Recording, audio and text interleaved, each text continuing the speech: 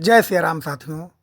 दोस्तों, बाबा श्री महेशदास जी महाराज की 18वीं पुण्यतिथि के अवसर पर 23/1/2026 को श्री राम नाम का अखंड कीर्तन का आयोजन किया गया है और 24 तारीख को विशाल भंडारे का आयोजन किया गया है। आप सभी इसमें आमंत्रित हैं। दोस्तों, बिलौझा कुटी जनपद मऊ उत्तर प्रदेश में बाबा श्री महेशदास जी महाराज की कुटी पर हर साल पुण्यतिथि मनाई जाती है। आप सभी साथियों से नम्र निवेदन है कि आप अवश्य पधारें। जय श्री राम।